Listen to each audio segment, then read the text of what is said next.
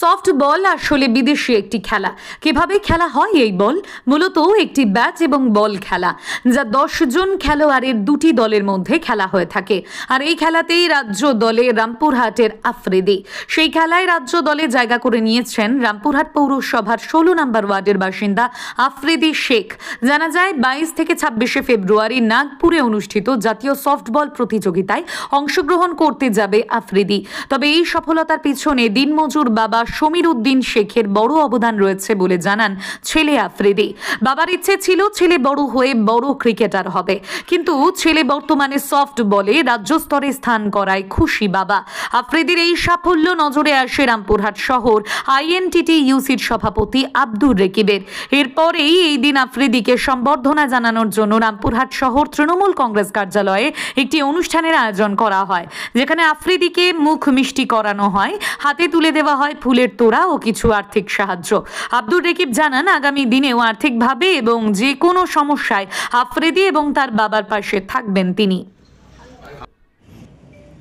আজকে এই আফ্রিদি শেখ সমীর উদ্দিন শেখের ছেলে, যার বাবা দিনমজুরের রাজমিস্ত্রির কাজ করে খুব পরিশ্রম করে ছেলেকে বড় করেছে। এবং প্রতিনিয়ত আমি এই কারণেই চিনি, সমীর উদ্দিনের বাবা আমার খুব কাছাকাছি বাড়িতে বাস করে এবং আমার ক্লাবের সদস্য, যে ক্লাবের আমি প্রেসিডেন্ট সে ক্লাবেরও সদস্য।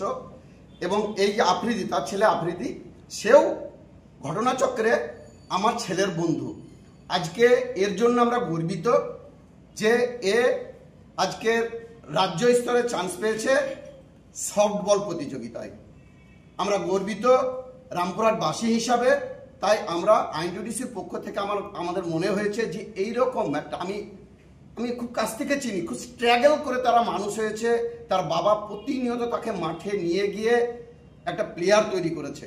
আমরা তাকে উৎসাহিত করলাম মিষ্টি খাইয়ে, এবং কিছু অর্থ আমাদের যতটা সামর্থ্য হয়েছে আগামী দিন আমরা আরও কিছু করার চেষ্টা করব। আমাদের এই মুহূর্তে যতটা হয়েছে কিছু অর্থ সাহায্য করেছি এবং একটা ফুলের তোড়া দিয়ে তাকে উৎসাহিত যে আমরা এর পাশে আছি, তুমি এগিয়ে চলো, এই প্রতিজ্ঞা নিয়েই আমাদের। এবং আগামী দিন আমরা চাইব আফ্রিদি আরও রাজ্য স্তর থেকে সব জায়গায় ও আরও আন্তর্জাতিক স্তরে খেলুক এবং আমাদের পশ্চিমবাংলার নাম উজ্জ্বল করুক। সঙ্গে আমাদের অবশ্যই আমাদের রামপুরহাটের নাম উজ্জ্বল করুক।